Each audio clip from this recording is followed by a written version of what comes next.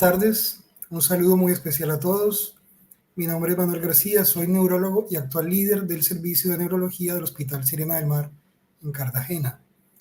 En nombre de nuestra institución y de la Fundación Santa Fe, de mi parte es muy grato darle la bienvenida a este evento académico, a este masterclass sobre ACV, ataques cerebrovascular isquémicos de fosa posterior, actividad la cual ha sido pensada en el marco de las actividades pedagógicas y académicas propuestas para la conmemoración del Día Mundial del ACV, que es este mes, el próximo 29 de octubre.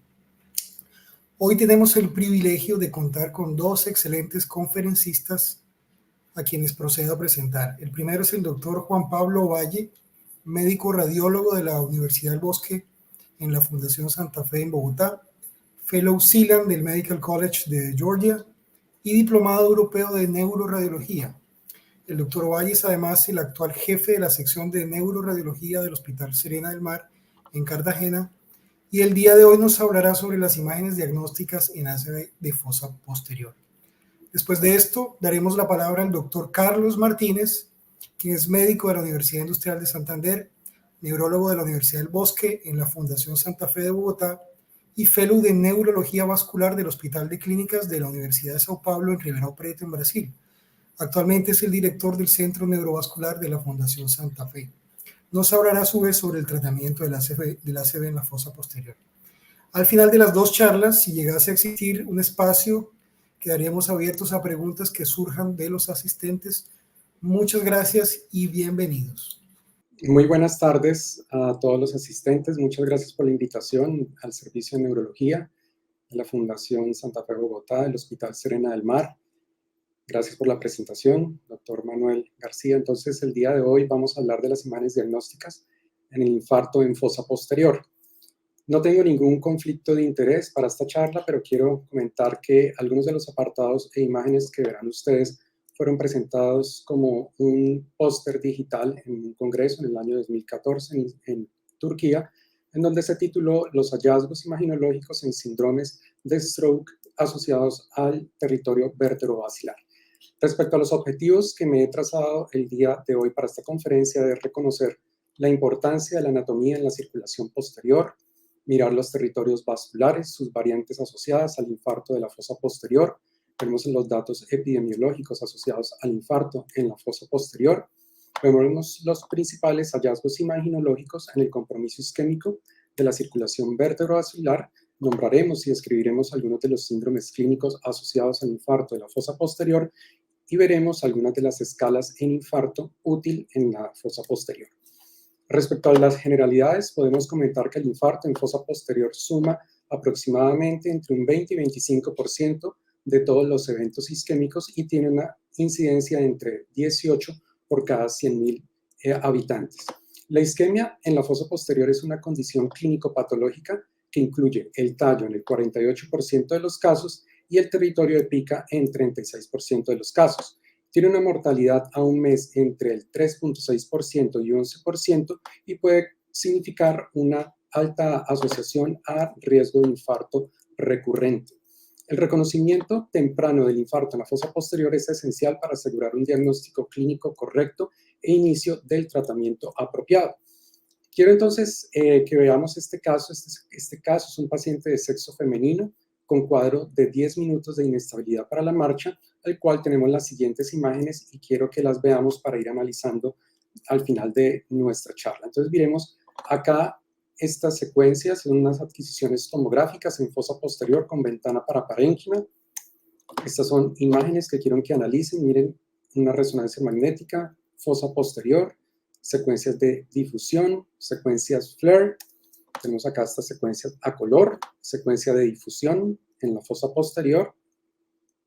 Quiero que las vean y las analicen. Miren esta adquisición de angiotomografía con reconstrucción sagital, en donde vemos este hallazgo aquí en la arteria vertebral derecha y la arteria vertebral izquierda. Entonces, luego de ver estas imágenes, quiero que se hagan las siguientes preguntas. ¿Cuál es la alteración? ¿Cuál es el compromiso si hay un territorio vascular específico? ¿Alguna escala que podamos usar? ¿Cuál es la lesión visualizada en este caso? Bueno, entonces para esto vamos a entrar hablando de los territorios vasculares. Los territorios vasculares en fosa posterior Básicamente vamos a hablar de lo que es en la porción más superior de la arteria cerebral posterior. Tenemos aquí las ramas P1 que irrigan la región talámica bilateral a través de tálamo perforantes. Tenemos territorios en la fosa posterior, miren aquí, ramas perforantes de la arteria basilar, cómo van a irrigar la región pontina, la región mesencefálica. Veremos acá en los hemisferios cerebelosos, miren el territorio de la arteria cerebelosa superior, la arteria aica y la arteria pica en el aspecto inferior. Respecto a la anatomía de la circulación posterior, podemos comentar que recibe solo el 20% del flujo de la circulación cerebral y esta va a irrigar el tallo, el tálamo, el cerebelo, parte de los lóbulos occipitales y los lóbulos temporales en su aspecto más basal. Las arterias vertebrales usualmente se originan en la arteria subclavia y transcurren a través de los forámenes transversos de las vértebras cervicales. Entonces, miremos un poquito acá, ya entrando en materia, ese territorio vascular dependiente de las arterias vertebrales. Miren aquí la porción B1, que es ese segmento pretransverso de la arteria vertebral. Tenemos el segmento B2 a través de los forámenes transversos de las vértebras cervicales. Tenemos el segmento B3, que va a corresponder acá, hay una C invertida, que es el segmento suboccipital, y tenemos el segmento B4 o segmento intracraneal. De esas ramas de la porción intracraneal de la arteria vertebral vamos a dar origen a la arteria espinal posterior, que la podemos ver acá como irriga y se va hacia el aspecto posterior, hacia el fascículo gracilis, el cuneatus, el pedúnculo cerebeloso inferior. Tenemos la arteria espinal anterior, miren acá cómo transcurre en este esquema. Tenemos la arteria pica, como irriga la porción posterior inferior de los hemisferios cerebelosos, dando diferentes ramas y digamos que irrigando también la región paraverniana del aspecto inferior de los hemisferios cerebelosos. La arteria basilar se va a originar luego de la confluencia de las arterias vertebrales, recorre la región anterior del tallo y se va a bifurcar dando origen a las arterias cerebrales posteriores, aquí configurando las ramas P1 de ambos lados. Las ramas de las arterias de la arteria basilar podemos nombrar entonces la arteria aica, tenemos ramas perforantes pontinas, tenemos la arteria cerebelosa superior y la arteria cerebral posterior. Las variantes anatómicas más frecuentes que podemos comentar, tenemos una simetría luminal de las arterias vertebrales que puede estar presente hasta el 70% de la población, la cual puede llegar a tener una dominancia que es más frecuente del lado izquierdo. La arteria vertebral hipoplásica se define como un diámetro inferior de 2 milímetros y puede llegar a tener una prevalencia hasta el 26.5%. Esta ha sido asociada a un incremento en la probabilidad de isquemia en territorio vertebrovascular. Hasta el 42% de los pacientes con arterias vertebrales hipoplásicas pueden llegar a tener hipoperfusión en el territorio de pica ipsilateral, aún en ausencia de síndromes de isquemia en la fosa posterior. La arteria pica puede estar ausente en el 2 a 10% de forma unilateral o bilateralmente. El 10% de los casos, la arteria pica va a salir de la arteria basilar. Podemos tener troncos comunes como aica-pica o pica-aica, inclusive también tener dominancia de una sobre la otra. Respecto a las variantes anatómicas de la arteria basilar, podemos comentar acerca de la fenestración, que es una duplicación que se presenta por lo general en la porción más inferior de la arteria basilar. Va a tener una prevalencia entre el 0.3 y 0.6% y puede predisponer a una formación de aneurismas en la circulación posterior. La asimetría congénita del flujo puede causar curvaturas y elongación. Esto generará algún estrés en las paredes de los vasos y puede llegar a tener lesión endoteliar a nivel de las arterias perforantes. Hasta el 72% de las arterias vertebrales con curvatura pueden llegar a presentarse y cuando se asocian a infarto, el infarto continuo va a ocurrir en el lado contralateral del desplazamiento de la arteria basilar. La hipoplasia de la arteria basilar es rara y por lo general se asocia a persistencia de esa circulación fetal entre la circulación anterior y posterior, como el origen fetal de las arterias cerebrales posteriores, la arteria trigeminal persistente, la arteria hipoglósia o proantral. Respecto a las arterias cerebrales posteriores, podemos ver que hasta el 10% de la población podemos tener ausencia de P1 cuando se asocia a un origen fetal de la arteria cerebral posterior, o sea que se origina directamente de las arterias comunicantes posteriores que vienen de la arteria carótida interna. Tenemos también otra variante que es la arteria de Percherón, en donde solo una arteria perforante va a irrigar ambos tálamos, como estamos viendo acá en el esquema. Lo normal es que tenemos ramas tálamo perforantes de ambos lados, ramas de P1, pero en este caso miren cómo esta rama irriga ambos tálamos y puede ser responsable en caso de oclusión de estos infartos a nivel bitalámico. Cuando vemos entonces la anatomía de la circulación posterior, la podemos dividir en un territorio proximal, un territorio medio y un territorio distal. El territorio proximal o inferior va a irrigar el cerebelo y la médula, el territorio medio, el puente y el cerebelo, y el territorio distal o el aspecto más superior vemos cómo irriga la corteza occipital, temporal, tálamo, región mesencefálica o también la región rostral del tallo. Vemos acá en estas imágenes angiográficas en donde tenemos los diferentes ramas de la arteria vertebral. Vemos acá los segmentos hasta B4 intracranal y vemos aquí a la derecha estos segmentos que corresponden a la arteria pica. Miren que la arteria pica, que la estamos viendo acá como emerge de la arteria vertebral, va a tener 5 segmentos. Este primer segmento, que es el medular anterior, el medular lateral, el tonsilomedular, el telovelotonsilar y la rama más distal o el segmento más distal que corresponde a las ramas corticales de la arteria pica. La arteria basilar entonces va a terminar acá dando estas ramas de las arterias cerebrales posteriores que configuran AP1. Hay ramas perforantes de la arteria basilar y las arterias aicas y las arterias cerebelosas superiores van a nacer de la arteria basilar para irrigar las porciones anterolaterales del tallo y los hemisferios cerebelosos. Miremos entonces la arteria aica. Tenemos un recorrido que va hacia la región posterior y lateral. Miren acá en esta imagen oblicua, angiográfica, y aquí en este esquema en donde vemos cómo irriga el aspecto posterior, lateral de los hemisferios cerebelosos. Podemos tener algunas variantes anatómicas o asas que pueden comprometer, por ejemplo, el conducto auditivo interno y poder llegar a tener cuadros de, por ejemplo, cuando hay conflictos neurovasculares, en los casos, por ejemplo, de espasmo hemifacial. Las arterias cerebelosas superiores nacen del tercio distal de la arteria basilar. Van a tener un recorrido lateral alrededor del tercio superior del puente o mesencéfalo y se va hacia la región inferior de la superficie dorsal del tallo. Miren aquí las arterias cerebelosas superiores, cómo se van hacia el aspecto posterior, superior. Miren aquí cómo está por debajo de los segmentos de P1. Aquí en ambos lados las arterias cerebelosas superiores. Acá lo vemos en este esquema sagital en donde vemos cómo la arteria cerebelosa superior se va hacia el aspecto superior, rodeando acá el tallo. Miren aquí el tercer par, el cuarto par acá en el aspecto inferior y cómo irriga la porción superior y lateral de los hemisferios cerebelosos. La arteria cerebral posterior va a tener también diferentes ramas. Estas ramas de las arterias cerebrales posteriores básicamente van a irrigar lo que es el lóbulo occipital. Podemos tener diferentes segmentos. Tenemos el segmento P1 o mesencefálico.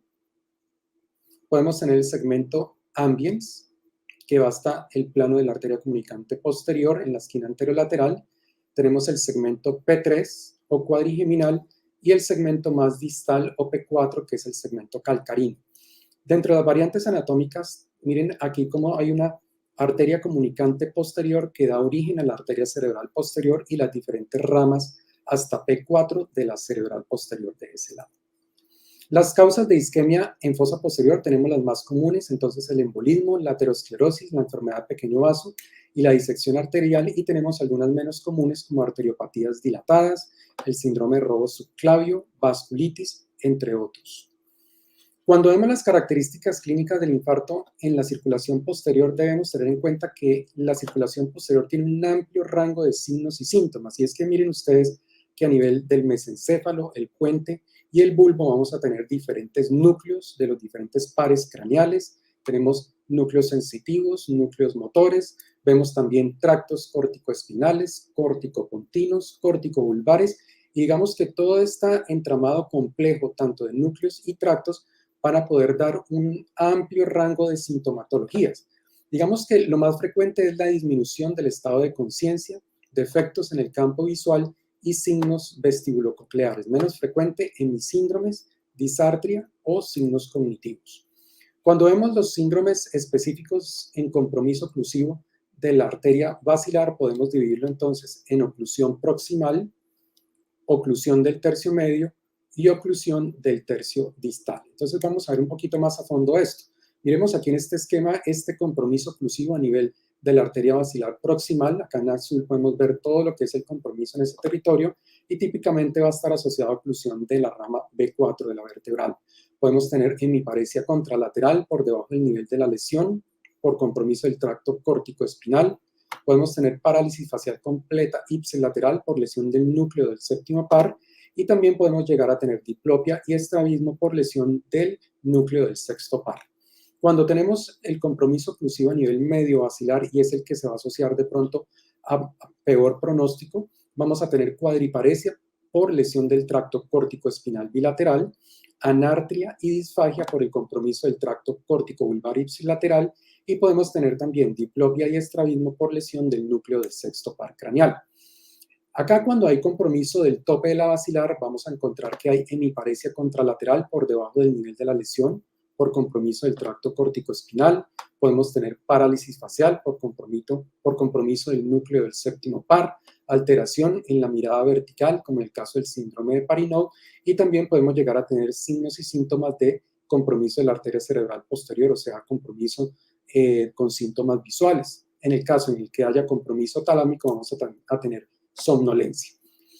Vemos acá entonces en este caso, en donde vemos unas imágenes en donde hay una zona de alteración en la señal, en la secuencia coronal de T2, axial de Flair, con restricción en la difusión en un infarto que compromete el territorio de pica.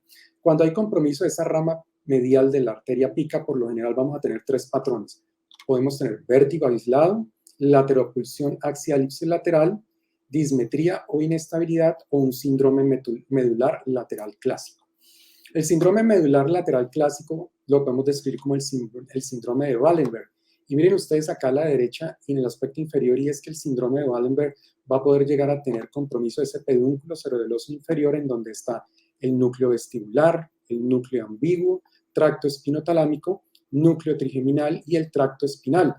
Básicamente los síntomas y signos que vamos a encontrar es vértigo, ataxia ipsilateral, disartria, ptosis y miosis. En algunos casos podemos también tener el síndrome de Horner, en donde vamos a encontrar de forma unilateral miosis, ptosis y anhidrosis facial. Miren aquí cómo tenemos restricción en la difusión en el pedúnculo cerebeloso inferior izquierdo, con hiperintensidad en la secuencia T2 y FLAIR, por un infarto en territorio de pica.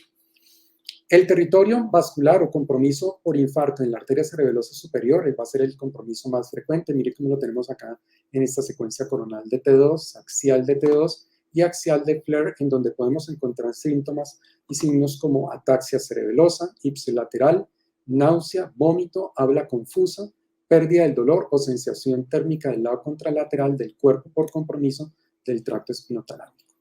Cuando hay compromiso de la arteria cerebelosa superior, también podemos llegar a tener compromiso de la rama media de la arteria cerebelosa. En este caso, como estamos viendo acá, restricción muy hacia la región paraverniana, en donde está ligeramente a la derecha, la línea media, pero digamos que esto se puede presentar con cuadros de disartria aislada sin otros signos cerebelosos. El infarto de AICA básicamente se va a comprometer el territorio vascular por encima del territorio de pica y vamos a tener síntomas como vértigo, tinnitus, pérdida auditiva ipsilateral, disartria, parálisis facial distal.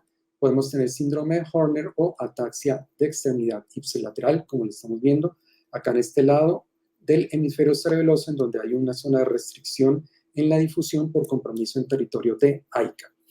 El compromiso de la arteria basilar, este tipo de oclusión puede llegar a ser catastrófica, puede resultar en cuadriplejía y déficit de múltiples pares craneales, puede haber puede asociarse a muerte por falla ventilatoria, lo cual es común, y también podemos tener el síndrome de locking o de enclaustramiento. Miren que aquí en esta imagen en tomografía tenemos el signo de la arteria basilar hiperdensa y compromiso por hipodensidad en el tallo por un cuadro de isquemia. Hay síndromes asociados al tallo, dependiendo de si estamos a nivel del mesencéfalo, como estos que estamos viendo acá, el Weber, el síndrome de Benedict, el infarto del núcleo del tercer par, lesiones a nivel del puente, asociados a síndromes, por ejemplo, como el Millar-Gubler, el síndrome de Foville, lesiones a nivel medular, como el síndrome de Wallenberg, el Horner y el síndrome de Dejerin. Vamos a ver algunos de estos. Entonces, el síndrome de Weber va a ser un compromiso asociado a infarto que va a comprometer los pedúnculos cerebrales. Y miren que aquí lo que va a haber es un compromiso de los tractos córtico-espinales y corticovulvares. Va a haber un compromiso del tercer par, y es que miren aquí en este esquema cómo la zona de alteración en la señal en el pedúnculo cerebral hacia la región medial va a comprometer ese fascículo del tercer par y la región medial del pedúnculo cerebral, en donde vamos a tener alteración o lesión de los tractos córtico-vulvares y córtico-pontinos. Miren aquí cómo hay una zona de restricción en la secuencia de difusión por compromiso en un síndrome de Weber. En el síndrome de Benedict podemos ver entonces un síndrome mesencefálico paramediano. Miren que va a haber un compromiso también de las fibras del tercer par, miren acá en la región más medial, y también se va a asociar a compromiso del núcleo rojo. En estos cuadros vamos a tener hemiataxia cruzada, incoordinación y cuadros de Corea. El infarto ventral del puente, básicamente lo que vemos acá, entonces es un compromiso del tracto córtico-espinal, también tractos córtico-vulvales y compromiso del núcleo abducens. El síndrome de Miguel-Weber, que es el que está asociado a este síndrome, va a cursar con parálisis del nervio abducens, parálisis facial, ipsilateral por compromiso del núcleo o fascículo del séptimo par, y también podemos llegar a tener entonces compromiso contralateral con hemiparesia en el brazo o de la pierna. Miren aquí cómo hay esta alteración en la señal con restricción en la difusión, hiperintensidad en el T2 e hiperintensidad en el FLAIR por un compromiso perforante continuo en ramas de la basilar ventral del puente.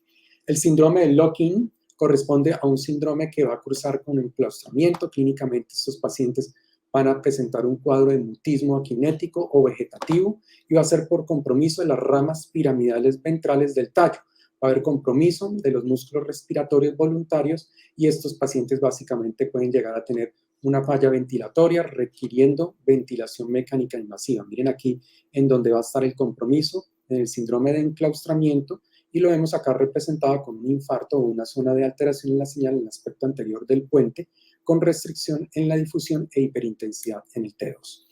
El síndrome de Foville va a estar básicamente comprometiendo la región pontina medial. Miren aquí entonces cómo hay compromiso del tracto córtico-espinal, del lemnisco medial en su aspecto más interno, y va a tener un compromiso básicamente por formación de la formación reticular pontina paramediana y alteración a nivel de los núcleos y fascículos del séptimo par, al igual que de los tractos córtico-espinales. El síndrome de Guerin básicamente va a corresponder a una mala perfusión en el territorio anteromedial del grupo de las arterias medulares, ramas de las arterias vertebrales o de la arteria espinal anterior. Miren que aquí entonces vamos a ver un compromiso a nivel del lemnisco medial, del tracto piramidal y del nervio hipogloso. Miren aquí, este es un corte a nivel del bulbo en donde estamos viendo un infarto que compromete la región anterior y puede cursar con síntomas contralaterales por hemiparesia o hemiplegia del brazo o de la pierna. Viendo algunas de las escalas, entonces podemos ver que la escala del PC Aspects va a tener un score asociado, y es lo que nosotros podemos comenzar a evaluar en las imágenes de tomografía.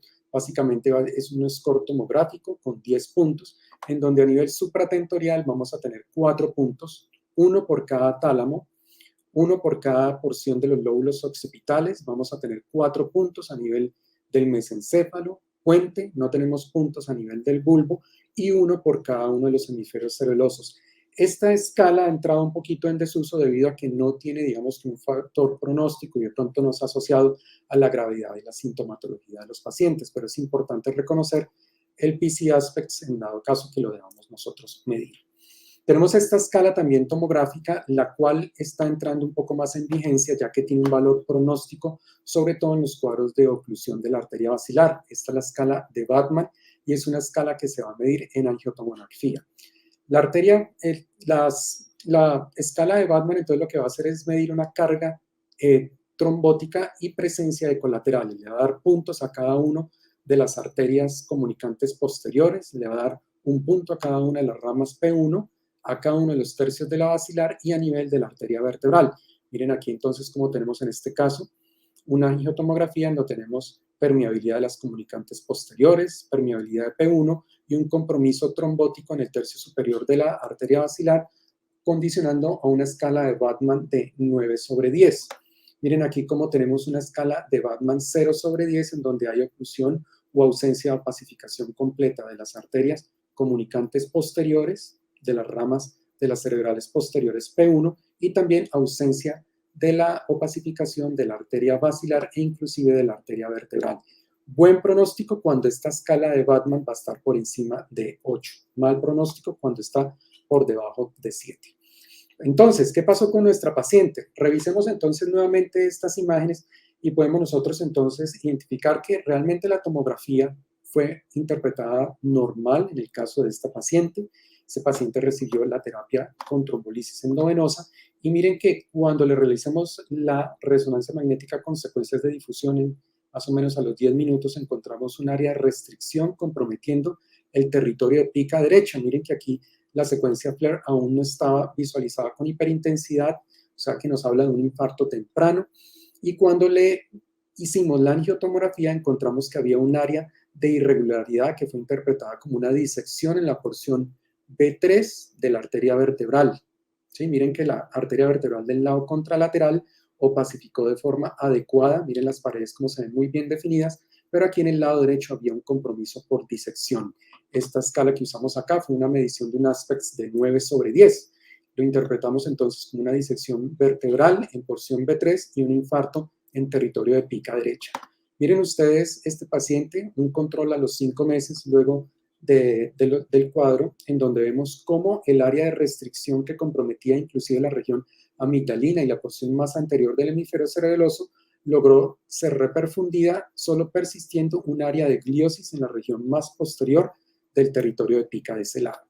Esta era la arteria vertebral en el momento en el que el paciente debutó y miren cómo le hicimos una técnica de resonancia magnética de pared de vaso con un control a los 5 meses, en donde vemos ya permeabilidad de la arteria basilar, cambios de realce que fueron interpretados como endotelización de la rama B3 de la vertebral del lado derecho, que lo podemos comparar con el del lado contralateral y podemos decir que acá hay cambios reparativos de esa arteria que tuvo una disección. Respecto a los diagnósticos diferenciales, entonces podemos comentar que cualquier condición clínica con disfunción múltiple de pares craneales puede llegar a tener un síndrome muy asociado o que puede ser un MIMIC en infarto en fosa posterior. Podemos tener cuadros de mielinolisis pontina central, encefalopatía de Wernicke, desórdenes neuroinflamatorios, síndrome de Behçet, infecciones virales del sistema nervioso central, lo que hace que necesario que haya una adecuada anamnesis y un examen neurológico muy riguroso para poder nosotros evaluar los pacientes que tenemos de pronto con sospecha de infarto en zona posterior. Entonces, a manera de conclusión, podemos decir que el infarto en la circulación posterior es una condición clínico-patológica asociada con una sintomatología compleja y fluctuante que amenaza la vida. Hay sobreposición de los signos y síntomas en la circulación posterior y la circulación anterior, lo que entonces va a hacer que muchos de estos síntomas y signos sean muy confusos al momento de la interpretación y pueda llegar, digamos que a tener algo de confusión. Lo más frecuente en infarto en fosa posterior respecto a los signos y síntomas va a ser disminución del estado de conciencia y signos vestibulococleares. Un adecuado conocimiento de las técnicas en imágenes y sus principales hallazgos en TAC, angio-TAC y resonancia magnética. No cabe pues resaltar también que esto es un trabajo multidisciplinario a la hora de aplicar el código de ACB. Bueno, entonces vamos a darle paso a la sección de la parte terapéutica en donde el doctor Carlos Martínez nos hablará un poco de el tratamiento del infarto en fosa posterior. Entonces, no, pues darles las gracias nuevamente pues por estar aquí. Esta es mi casa, tanto Fundación Santa Fe pues como obviamente también Serena, que hacemos parte del mismo complejo. Es un placer pues estar aquí hablando de lo que es el ACV de la fosa posterior y quería agradecer pues al doctor Manuel García, quien me invitó, compañero de muchas luchas, entonces, y el doctor Valle también claramente. Entonces vamos a hablar un poquito de la parte del ACV de fosa posterior, que es un tema bien interesante. La fosa anterior, digamos, la circulación anterior es mucho más famosa que la circulación posterior. No quiere decir que sea más o menos importante, pero sí, digamos, los estudios que tenemos o el abordaje que tenemos del paciente con fosa posterior difiere un poquito por esa menor cantidad de evidencia que podemos llegar a tener. Entonces, vamos a ir con la presentación. Vamos a arrancar entonces mostrando un poquito de lo que va a ser la declaración de intereses. Entonces, estos son la declaración de intereses que tengo en este momento. Y vamos a hablar también del contenido de la charla. Entonces, el contenido de la charla, inicialmente voy a pasar por algunas de las cosas que habló el doctor Ovalle. Sin embargo, voy a tratar de hacer un abordaje un poquito diferente, pues desde el punto de vista de una persona que se dedica a la parte clínica, para complementar un poco también esa excelente información que el doctor Ovalle nos brindó sobre la parte anatómica y la correlación anatómica con los síntomas que puede tener la disfunción en la circulación posterior. Entonces hablaremos de la introducción de esa anatomía, pero desde una perspectiva un poquito diferente, mucho más, digamos, ligera que lo que pudo haber sido la profundidad que habló el doctor Ovalle. Hablaremos un poco de las manifestaciones clínicas nuevamente con un enfoque más desde el punto de vista clínico, las etiologías que son muy importantes y finalmente a lo que más nos dedicaremos va a ser a los tratamientos, haciendo énfasis en aquellos tratamientos que tienen la mejor evidencia para el manejo de los pacientes con alteraciones de la circulación posterior.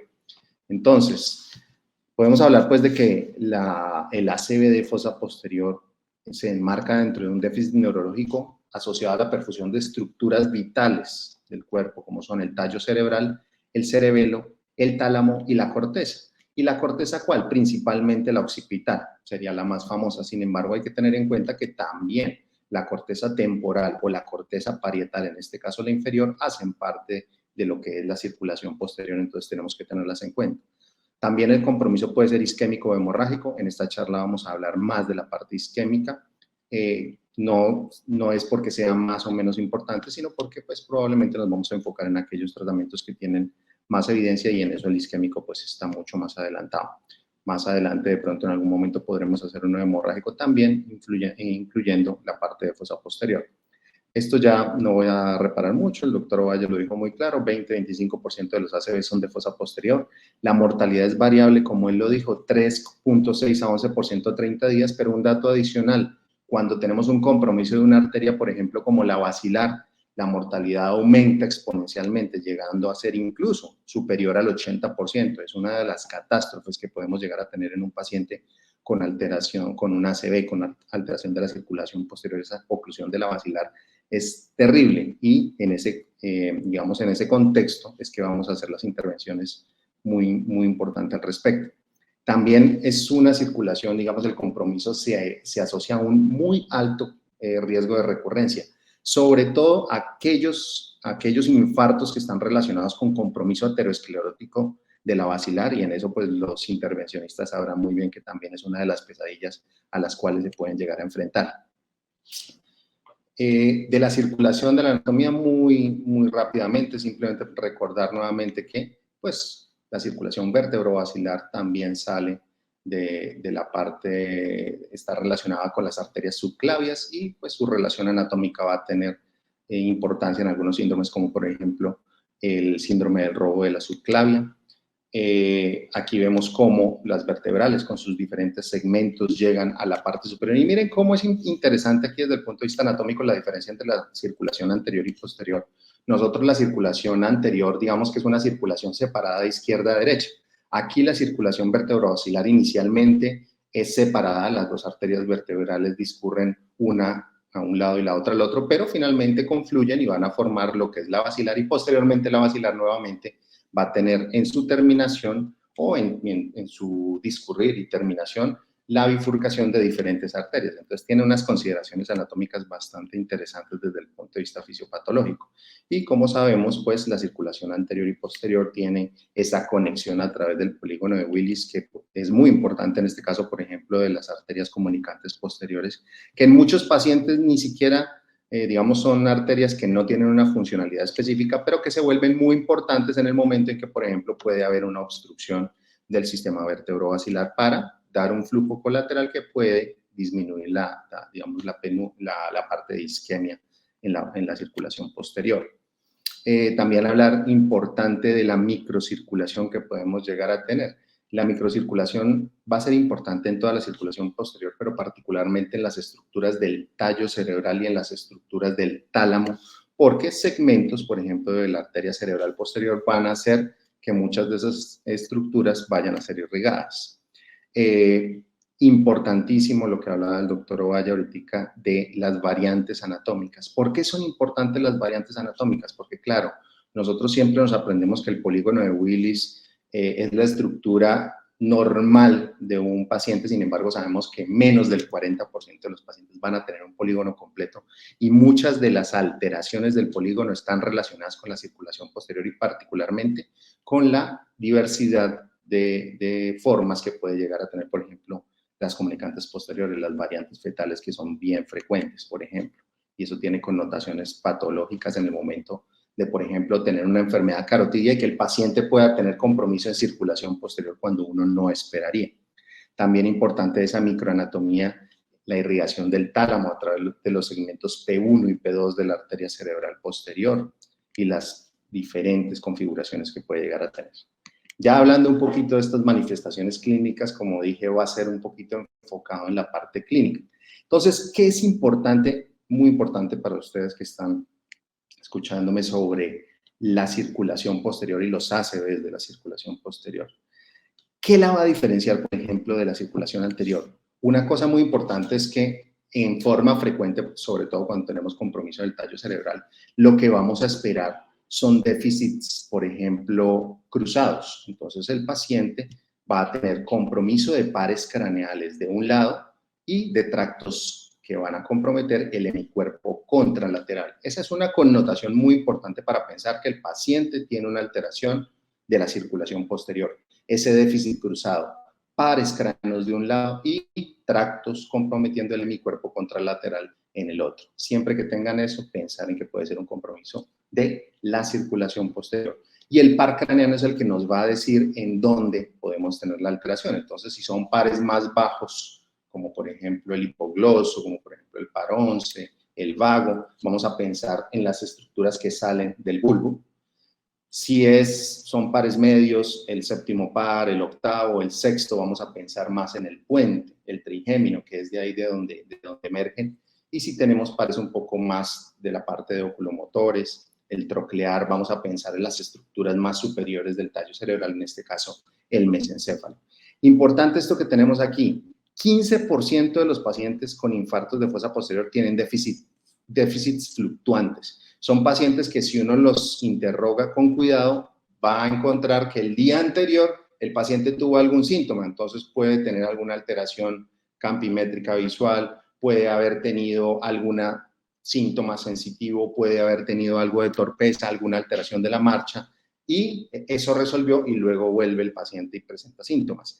También una cosa que es muy importante y que no es tan frecuente en la circulación anterior es la presencia de déficit progresivos, es decir, el paciente arranca con unos síntomas, por ejemplo, parestesias periorales y posteriormente va agregando síntomas, luego disfagia, disfonía y se transforma finalmente en un síndrome de Wallenberg. O los pacientes frecuentemente, por ejemplo, los que tienen enclaustramiento empiezan ligeramente con alguna alteración del movimiento de una extremidad, de un hemicuerpo y progresivamente van aumentando hasta llegar, por ejemplo, hasta el enclaustramiento. Esto es muy importante desde el punto de vista terapéutico también. ¿Por qué? Muchos de los estudios en este momento, de los que se han hecho y de los que se hacen ahora, por ejemplo, para trombectomía o para trombólisis de la fosa posterior, tienen en cuenta no cuando empezó el déficit, sino cuando se instauró, por ejemplo, el coma en el paciente en el caso de la trombectomía. Entonces, resulta que el paciente hace 2 días empezó con unos síntomas motores muy leves, unas alteraciones en algunos pares craneales fluctuantes, pero el deterioro de la conciencia ocurrió hoy, hace 3 horas. El tiempo cero que se toman en muchos de estos estudios y que se recomienda es el momento en el cual ese paciente presentó ese deterioro. Porque si tomamos en cuenta el tiempo hace 48 horas, uno diría ese paciente no es candidato a trombectomía, no es candidato a terapias de reperfusión y resulta que muy probablemente ese paciente sí se podría beneficiar. Entonces, esto es bien, bien importante. También otra cosa es que en ocasiones no hay síntomas lateralizantes, hay síntomas prodrómicos y, como dijimos ahorita, el empeoramiento de los déficits después de que el paciente ya ha tenido la oclusión del vaso. Entonces, tuvo la alteración y después al otro día el paciente con frecuencia lo encontramos incluso peor.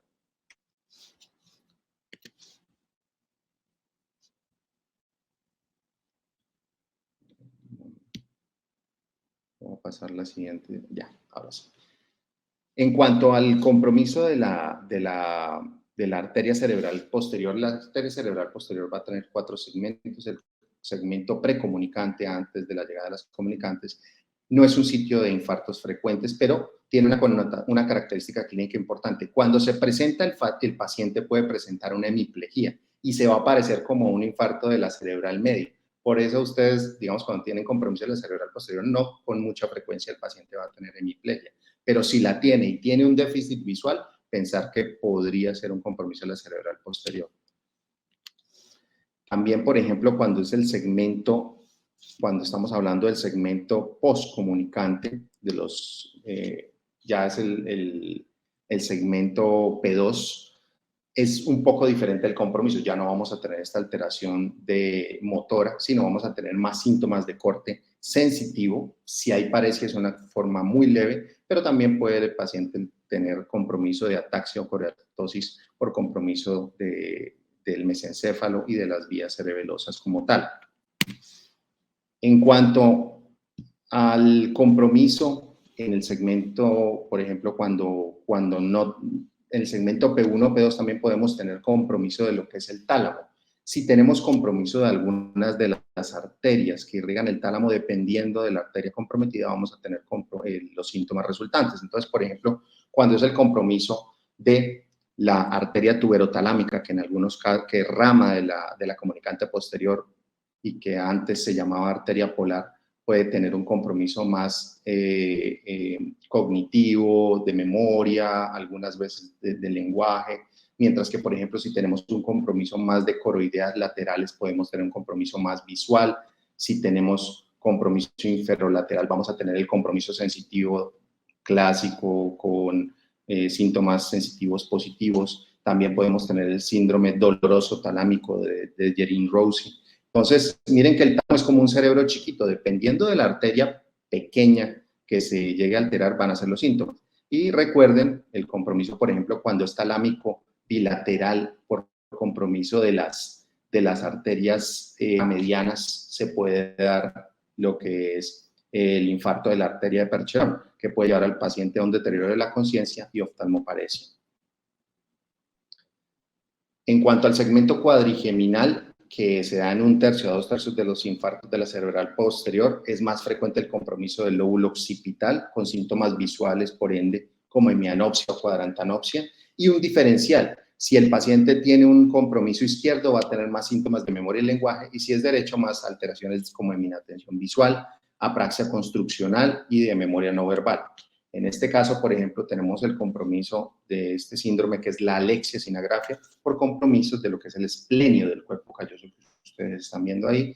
Entonces, este es un síndrome de desconexión. Las cosas que son visuales del lenguaje, en este caso, leer es una cuestión visual del lenguaje, se requiere de la vista, no va a estar en el lado derecho, mientras las cuestiones que son no visuales van a estar en el lado izquierdo. Eso hace que ese compromiso visual del lado derecho no tenga una conexión con esa parte del lado izquierdo por este compromiso del cuerpo calloso.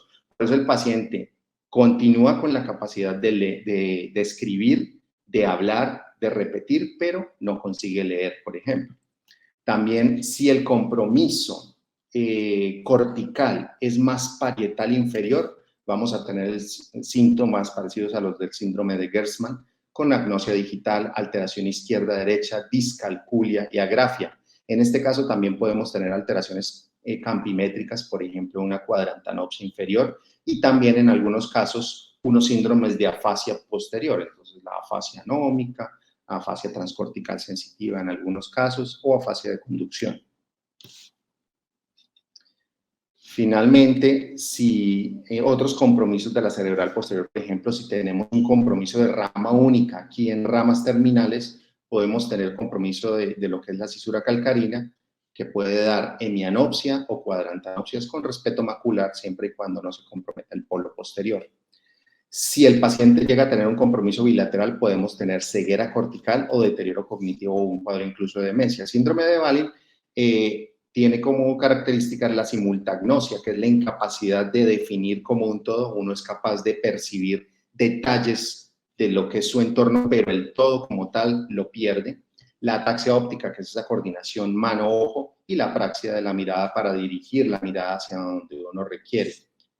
Eso es en el síndrome de Valen, perdón, me devuelvo, es el compromiso más del lóbulo parieto occipital, la parte más superior, ¿no? La parte del lóbulo occipital más superior y la parietal posterior.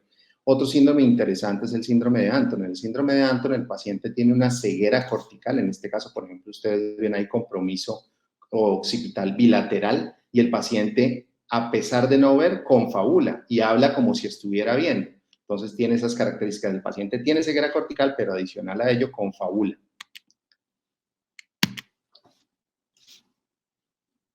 En los síndromes de la arteria basilar no nos vamos a detener mucho en esto.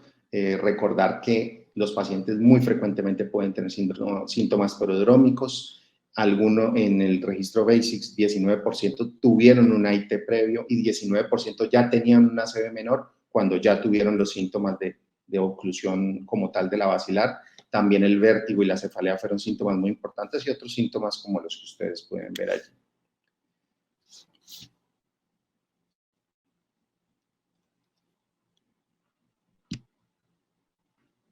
En cuanto, esto era solamente para que ustedes vieran aquí, o enfatizar un poquito en que el compromiso de la basilar puede dar tanto síntomas súbitos como progresivos. Los síntomas súbitos son más en compromiso más distal, mientras los síntomas progresivos son más de compromiso ateroesclerótico y en la parte más media y proximal de la arteria basilar. En la parte del ACV de las vertebrales sabemos que se puede dar un compromiso, por ejemplo, compromiso del bulbo o de la parte más superior de la médula espinal y los síntomas en consonancia que ya los describió el doctor Ovalle. Estos también los voy a pasar un poquito porque ya hablamos de ellos con el doctor Ovalle y nos vamos a centrar en lo que es manifestaciones clínicas y el tratamiento, en la etiología, perdón, y el tratamiento.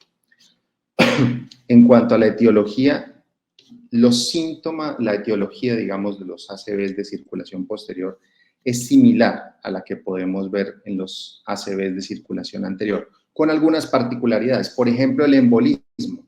El embolismo, los émbolos pueden tener varios orígenes. La aorta puede tener alteraciones cardíacas, por ejemplo, puede tener la circulación vértebro-basilar como el origen de un embolismo arterial.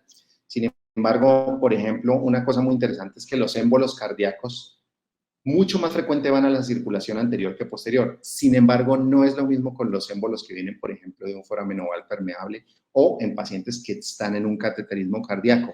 No es muy claro el por qué pasa esto, pero puede tener que ver con la inervación, con las diferencias en la inervación que hay entre la circulación posterior, que por ejemplo no tiene tanto componente adrenérgico respecto a la circulación anterior. Y también una cosa bien importante es que, por ejemplo, pueden tener transformación hemorrágica frecuente, estos infartos embólicos de la circulación posterior. En cuanto al compromiso ateroesclerótico, puede dar cuenta del 32 al 35% de los ACVs. El segmento extracraneano que va a ser más comprometido es el segmento B1 y también el B0, que es el origen de la vertebral. Sin embargo, cuando hablamos del componente intracraneano es a nivel de B4 y de la basilar. La severidad se correlaciona con la característica de la placa. Lo vamos a esperar, digamos, van a ser más frecuentes o peores los infartos en estas placas complicadas, ulceradas, con trombos. Eso es lo que va a pasar. Y la isquemia está por fenómenos que pueden ser hipoperfusión, trombosis in situ de la placa, embolismo arterioarterial o la oclusión de una rama distal. En la enfermedad de pequeño vaso, al igual que, por ejemplo, el compromiso gangliobasal, nosotros vamos a tener el fenómeno de lipohialinosis como el mecanismo fundamental. Y hablamos, por ejemplo, aquí ustedes pueden ver en esta gráfica que no siempre el compromiso del tallo es de vaso pequeño. ¿Por qué? Si vemos aquí en el ítem A, lo que vamos a tener es un compromiso, tenemos un trombo en la basilar y ese trombo de la basilar ocluye la salida de la perforante, ¿sí? Entonces, ese no es un compromiso de pequeño vaso por lipohialinosis. En el segmento B vamos a tener que la parte proximal de ese vaso se ocluye también por un fenómeno más ateroesclerótico y el que realmente va va a dar cuenta de hipovialinosis y de enfermedad de pequeño vaso es ese compromiso profundo. Entonces, para que sea un compromiso de pequeño vaso, generalmente en el tallo cerebral, tenemos que encontrar infartos de pequeño tamaño, entre 15 a 20 milímetros, pero que sean bien profundos, que no tengan una comunicación con la superficie del tallo cerebral. La disección no es en general no es una etiología frecuente, pero en la circulación posterior puede ser más frecuente que en la anterior, hasta en 25% de los casos y sobre todo en pacientes más jóvenes. Los segmentos más proclives son la transición B2, B3, pero en los asiáticos parece que las disecciones intracraneales pueden ser incluso más frecuentes.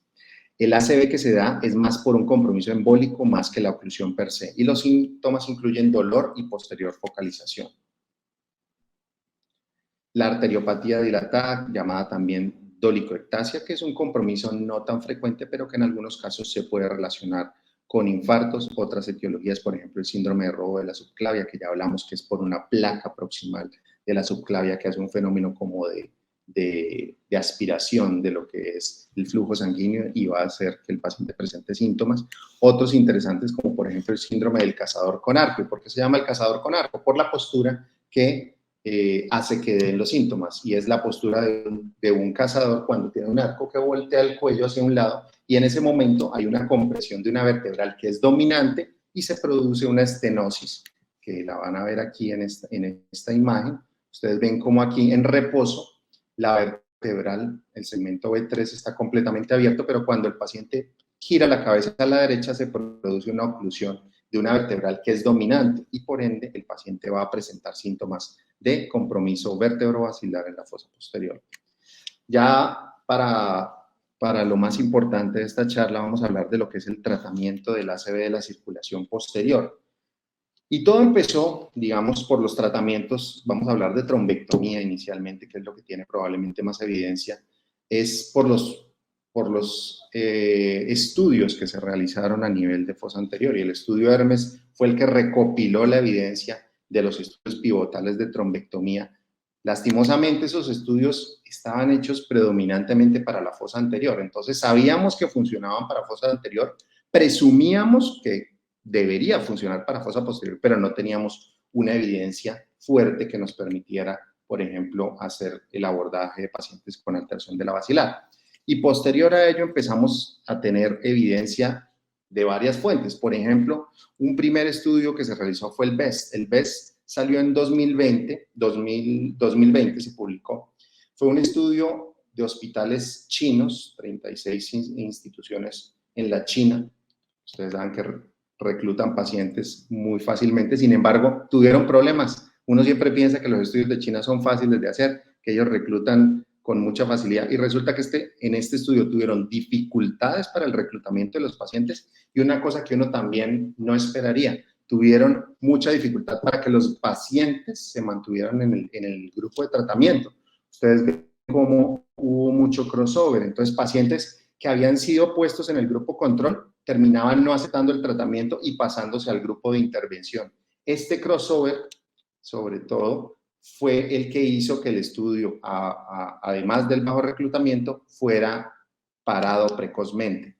Al ser parado precozmente, pues no se encontraron realmente diferencias en el desenlace primario, que era el ranking entre 0 a 3 a los 90 días. Miren cómo en la fosa posterior hemos sido un poquito más permisivos. En la fosa anterior llegamos a ranking 0, 1, 2, pero aquí le damos hasta 3. ¿Por qué? Porque sabemos que los pacientes muy probablemente van a llegar con un compromiso más severo y probablemente hay que darle un mayor chance a esos pacientes de que puedan tener una mejor recuperación.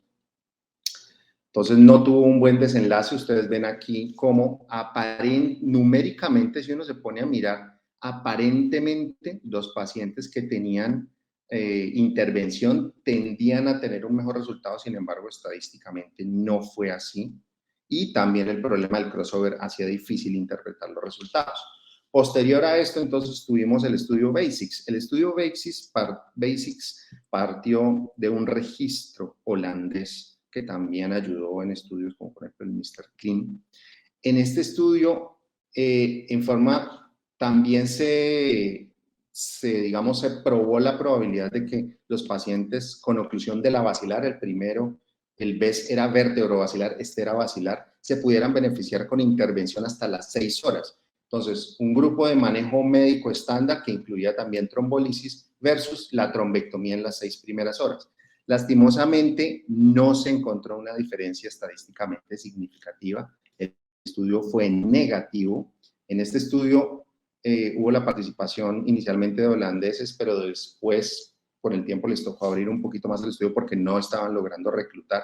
A pesar de ello, fue un estudio negativo, no se encontraron diferencias significativas, pero es un estudio que, a pesar de ser negativo, dio algunas luces importantes. Aquí nuevamente vemos que numéricamente parecía que sí era mejor hacer la trombectomía, a pesar de no tener la parte estadística. Y aquí tenemos una cuestión muy importante que va a ser decisiva en el desarrollo de los siguientes estudios que vienen, y es ver que este subgrupo de los pacientes que tenían un NIH mayor a 10, es decir, los pacientes que estaban más malitos, probablemente se podía beneficiar más. Entonces ellos en los estudios iniciales metieron pacientes que probablemente tenían un NIH bajo, 4, 5, 6, y se dieron cuenta que el subgrupo, probablemente los pacientes que estaban con mayor compromiso, era el que con mayor potencial se podían beneficiar. Y eso lo aplicaron en los siguientes estudios, como el Attention.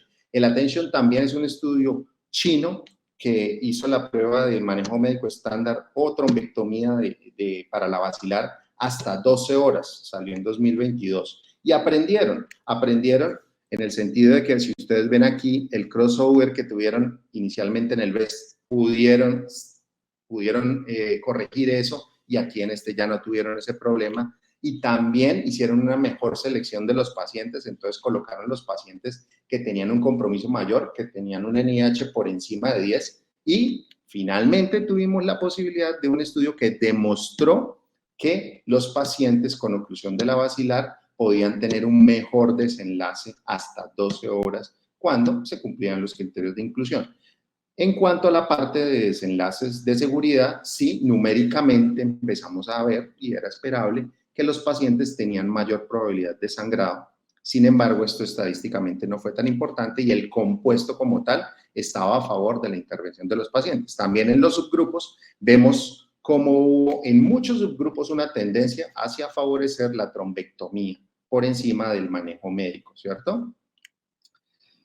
Casi simultáneamente, creo que eso, si no estoy mal, los publicaron en el mismo número del New England, estuvo el estudio BAOC. El estudio BAOC también es un estudio chino, igual que el Attention, de un grupo diferente, pero lo que básicamente mostró, corroboró que había un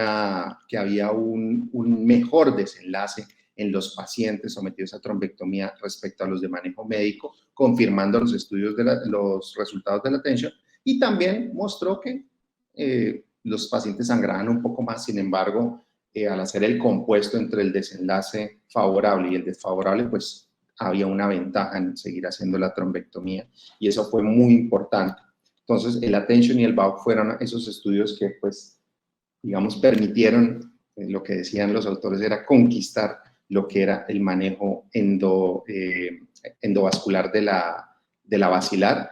En este último estudio fueron hasta 24 horas, en el Attention fueron hasta 12, en el BAOC fueron hasta 24 horas. Tenían algunas diferencias, y algunas, digamos, de las preocupaciones era la validez externa del estudio, puesto que había sido hecho más en población china, si esto era replicable en otras poblaciones, y lo que se ha pensado es que probablemente sí se puede replicar, aunque pues queda la duda de si en otras poblaciones va a funcionar igual, porque, por ejemplo, en la población asiática van a tener mucho más aterosclerosis. Después de que salieron esos estudios, también salieron 2 metaanálisis. Uno es este, que es el metaanálisis, entre otros, hecho por Gregory Alberts, y el estudio de Harvard, el grupo de Harvard, para mirar estos cuatro estudios que habían salido, el BEST, el BAOC, el Attention y el BASICS. Y vemos que este metaanálisis mostró lo que inicialmente habíamos descrito, como ustedes pueden ver aquí. Los estudios BASICS y BEST mostraron que la trombectomía no mejoró el desenlace clínico en cuanto a ranking 0 a 3.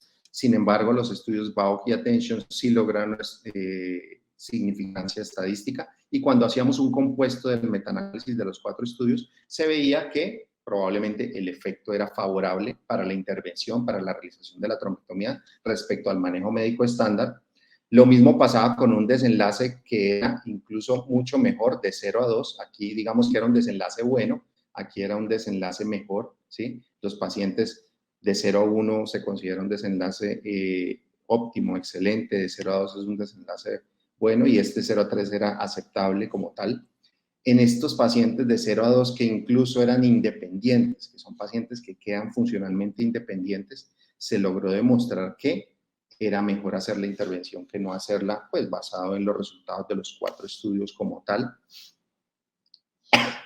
Y aquí podemos ver el compuesto, por ejemplo, de mortalidad, que mortalidad finalmente los estudios BASICS y BEST no lograron demostrar un beneficio en mortalidad, pero el BAO y el Attention sí, y pues el compuesto de los 4 estudios también mostró que la mortalidad se disminuía a los 90 días en los pacientes que habían sido llevados a trombectomía, y lo que sabíamos que ninguno de los estudios por sí solo lo había confirmado, que era el aumento numérico del sangrado, pues sí, quedó claro en este metaanálisis que los pacientes que eran sometidos a trombectomía tenían mayor probabilidad de tener un sangrado, pero nuevamente repito para que quede claro, el compuesto entre el potencial beneficio versus el riesgo teórico que podía tener el paciente seguía estando a favor del beneficio de hacer el procedimiento de la trombectomía. El otro metaanálisis que fue realizado, este metaanálisis incluyó muchos de los autores de los estudios, sobre todo del Attention y del BAO, y fue muy similar en sus resultados, mostrando que los pacientes con desenlace de ranking entre 0 y 3, se demostró que la trombectomía era efectiva, lo mismo 0 a 2, aumentando la probabilidad también de sangrado y disminuyendo la mortalidad. Sin embargo, lo único diferente que podría uno decir de este estudio era que ellos miraron, algunos de estos estudios incluyeron pacientes entre 0 y 10, los que tenían menos de 10 en el NIH, es decir, pacientes que tenían síntomas más leves. ¿Qué pasaba con esos pacientes? Lamentablemente, la cantidad de pacientes que lograron reclutar estos 2 estudios, que fueron el BAO y el BASICS, no dio para digamos, resolver esta cuestión. Probablemente estamos en el limbo en esto, sin embargo, lo que uno puede pensar es que los pacientes que se van a beneficiar más del tratamiento con la trombectomía son aquellos que tienen un compromiso mayor, es decir, por ejemplo, los que tienen un NIH por encima de 10, y esos son los que en este momento los estudios como el BAO o el Attention recomiendan que se deben incluir para la realización de la trombectomía.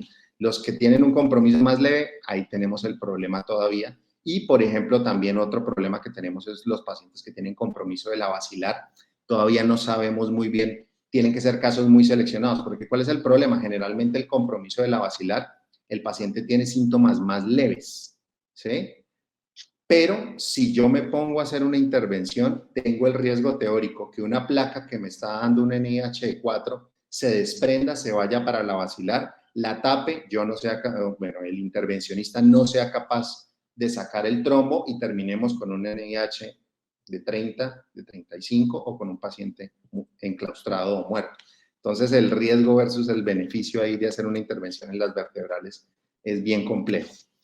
Este es un estudio también que salió este año, que es el Baronis. El Baronis es un estudio que mostró la situación en Estados Unidos de un registro respecto al mundo real. Y lo pongo entre comillas el mundo real, pues porque el mundo real de Estados Unidos probablemente no sea el mundo real que tenemos aquí en Sudamérica, entonces hay que tomar con pinzas también esto de mundo real cuando aparece. Sin embargo, es claro que la trombectomía lleva a un desenlace funcional favorable, sin disminuir la mortalidad intrahospitalaria, por lo menos en el grupo inicial. Sin embargo, cuando hacemos un análisis de subgrupo en pacientes con NIH muy alto, por encima de 20, sí se vio esa disminución de la mortalidad y con aumento de la hemorragia intracraneana. Sin embargo, ustedes ven que tiene un intervalo de confianza pues muy amplio.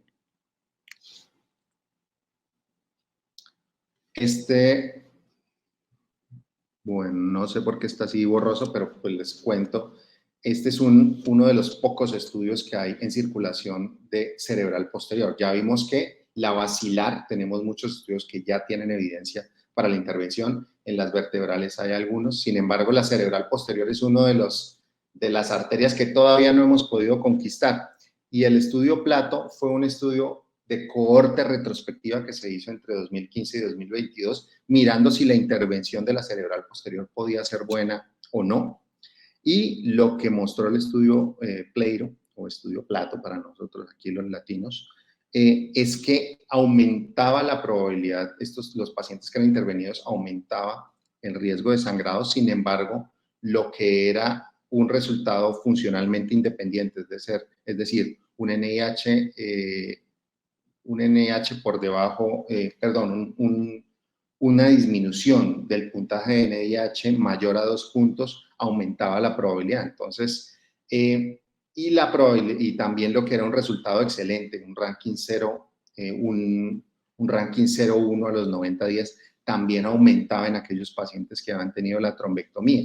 Entonces, digamos que al ser una cohorte retrospectiva no tiene la misma evidencia que un ensayo clínico, pero abre la puerta que muy probablemente en los siguientes años veamos un ensayo clínico o varios ensayos clínicos que van a tratar de ver si estos resultados que han encontrado en este estudio de cohorte se pueden replicar y pueden dar pie a que en un futuro podamos tener también intervención de la circulación de la cerebral posterior.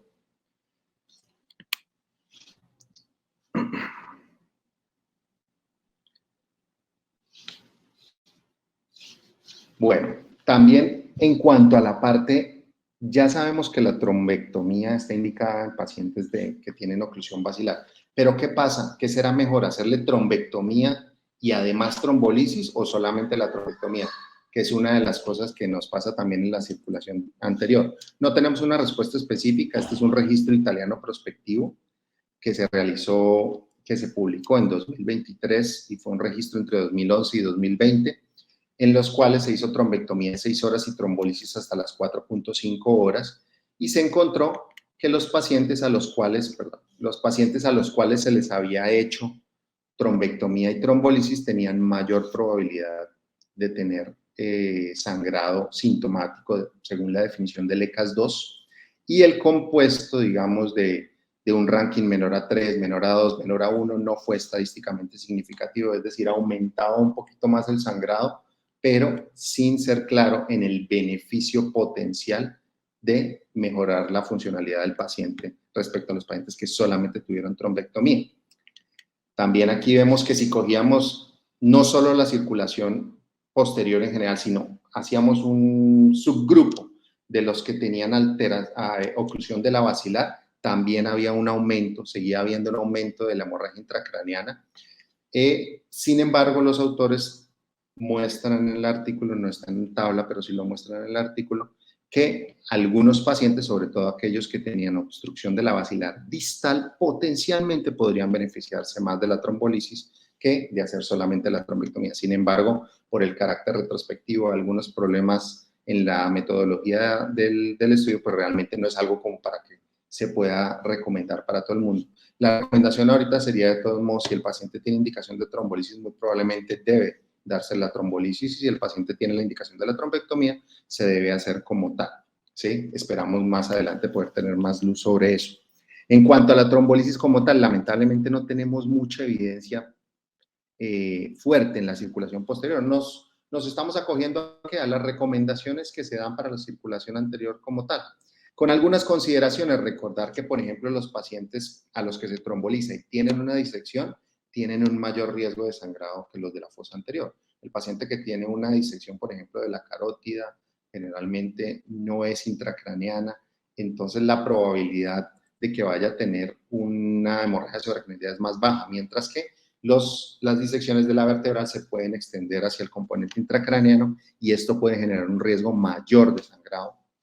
Y también, por ejemplo, el uso de TNK, que ahorita estamos en boga, digamos, y muy probablemente en los próximos meses, años va a cambiar y va a ser la medicación de elección, pues no tenemos estudios específicos para la fosa posterior, así que nos debemos remitir a la evidencia que tenemos, por ejemplo, ahorita del estudio ATES-2, que mostró que potencialmente era una medicación que tenía más ventajas que desventajas respecto al alteplase.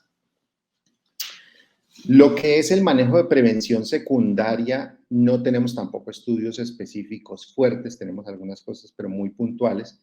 Lo que se recomienda es que, por ejemplo, si requiere el paciente antiagregación dual, se deben hacer los mismos criterios de Samples, Chance, el estudio Chance, el Point o el TALES, de acuerdo a los criterios que se realizaron. Sin embargo, al revisar estos estudios, pues el subgrupo de circulación posterior fue bien pequeño, ¿sí? Y muy importante también que cuando uno está haciendo la evaluación del NIH-SS puede tener sobreestimación o subestimación del NIH de fosa posterior, porque recuerden que la escala de NIH está más para fosa anterior. Si lo que se requiere es anticoagulación, se deben tener los mismos conceptos, ¿sí? En los pacientes con infartos de fosa posterior, muy importante el monitoreo estrecho de la alteración de la conciencia, porque son pacientes que fácilmente van a tener deterioro de la misma. No es infrecuente que requieran manejo en cuidados intensivos, que requieran soporte hemodinámico o ventilatorio, que la mayoría de las veces puede ser transitorio si se llega a una recanalización efectiva, ya que el infarto no sea muy extenso.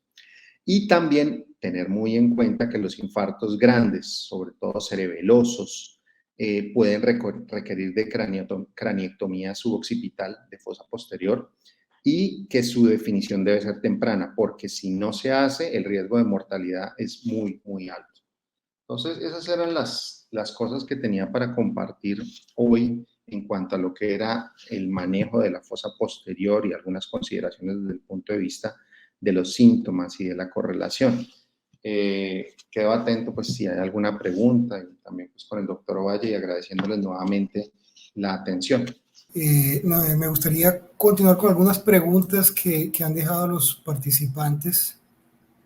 La primera es la siguiente, que entiendo que es más orientada hacia la parte clínica. ¿Qué tan problemático le parece los problemas de calificar la severidad del infarto en circulación posterior con NIHS? ¿Deberíamos usar las escalas hechas específicamente para circulación posterior? Ahí hay varias connotaciones. Uno, estamos de acuerdo, el NIHSS es la escala que hemos utilizado tradicionalmente porque fue la primera, y el que pega primero pega dos veces, porque es la escala, digamos, que soporta lo que es el manejo de trombolisis desde que fue puesta antes del NINDS en 1995. Sin embargo, sabemos que no es una escala tan buena para dar digamos, una valoración objetiva de lo que es el compromiso de circulación posterior, y todos somos testigos que con frecuencia el NIH que hacemos o sobreestima o subestima lo que estamos pensando del paciente. Por ejemplo, una cosa muy interesante, cuando lo subestima, por ejemplo, uno piensa que es un infarto pequeñito cuando es cerebral posterior. Uno piensa porque el NIH le da 1, le da 2, tiene 40 no, menos, y cuando uno llega y ve el infarto, es un infarto grandísimo que coge la parte medial del occipital, el temporal, hasta el parietal, el paciente no tiene tantos síntomas, ¿sí? Cuando es una parte terminal. Entonces, en ese momento, uno puede subestimar el tamaño del infarto, otras veces lo sobreestima, porque, por ejemplo, puede ser un infarto muy chiquitico, pero el paciente tiene un compromiso gigante por el compromiso de la basilar, de los núcleos del tálamo.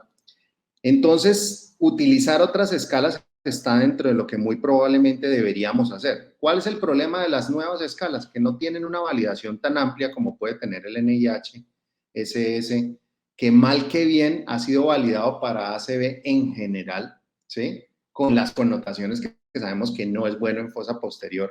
Entonces, más allá de si debemos o no hacerlo, necesitamos una valoración probablemente más objetiva, y esa valoración más objetiva tiene que venir de grupos grandes de trabajo mancomunado que se lancen, digamos, a proponer una escala nueva y que la hagan popular en este mundo, que pues la parte de la popularidad de redes sociales tiene que ser popular, tiene que gustarle a la gente, tiene que manejarle a la gente, porque de nada nos sirve que tengamos muchas escalas para fosa posterior, cada uno en su reducto haciendo una diferente. Si no se masifican, vamos a seguir teniendo el mismo problema. Es lo que pienso al respecto.